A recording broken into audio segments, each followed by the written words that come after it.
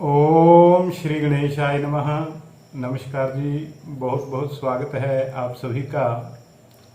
सभी जीवन में सुखी रहें, स्वस्थ रहें, उन्नति करें, किसी को भी दुख तकलीफ और कष्ट न हो, इसी भावना के साथ आज की ज्योतिष चर्चा में आज का टॉपिक जो है बंधन योग, अर्थात जेल में जाना या कारागार या किसी तरह के बंधन में रहना।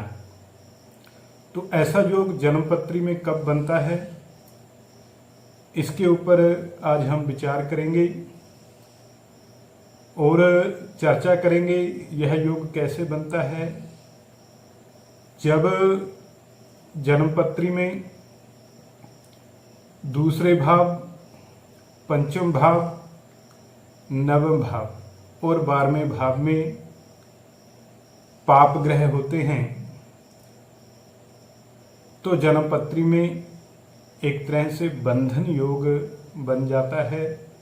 इस योग में जातक को जेल में सजा भी हो सकती है, कारावास भी हो सकता है, या अन्य किसी प्रकार के बंधन में जातक रह सकता है।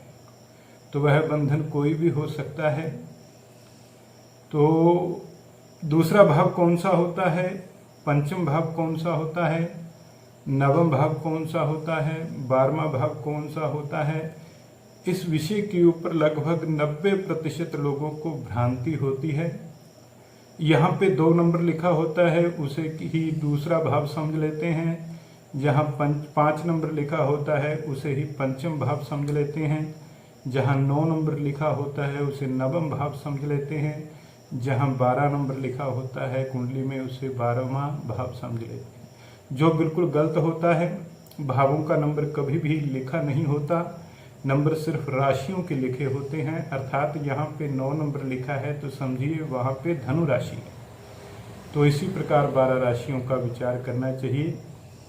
भावों के बारे में जानकारी के लिए कि दूसरा भाव, पंचम भाव, नवम भाव और 12वां भाव कौन सा होता है, इसके लिए आप हमारा ये वीडियो देख सकते हैं। आइए चर्चा करते हैं बंधन योग और कारावास योग भी इसे आप कह सकते हैं। इस योग में जातक कोई अपराध कर देता है या किसी अन्य कारण से जातक को बंधन में रहना पड़ता है, कारावास में भी रहना पड़ सकता है। जब जन्मपत्री में दूसरे भाव में,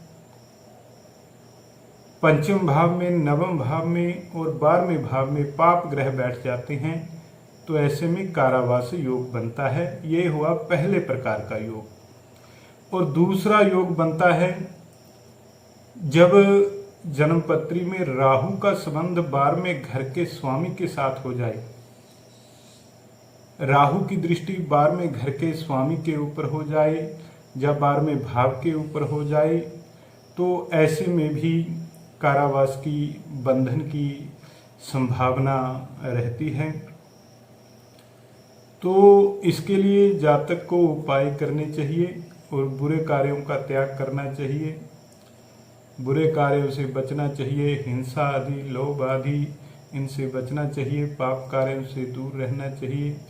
और इसके लिए उपाय भी किए जा सकते हैं, जैसे 100 बार हनुमान चालीसा का पाठ करना, 108 बार हनुमान चालीसा का पाठ करना। और जहाँ जहाँ पे क्रूर ग्रह बैठा हुआ है, जैसा मैंने बताया, उसके अनुसार भी उपाय किया जा सकता है। तो इसमें दूसरे भाव में, पंचम भाव में, नवम भाव में और 12वें भाव में कोई भी क्रूर ग्रह हो सकता है। चाहे दूसरे भाव में सूर्य हो, या मंगल हो, या शनि हो, या राहु हो, या इसी प्रकार पंचम भाव में कोई भी क्रूर ग्रह हो सकता है और नवम भाव में कोई भी क्रूर ग्रह हो सकता है। कोई ऐसा निश्चित नहीं है कि सूर्य दूसरे में होना चाहिए या शनि 12वें में होना चाहिए। तो जो मैंने भाव बताए हैं 4 भाव, उनमें एक एक पाप ग्रह हो सकता है।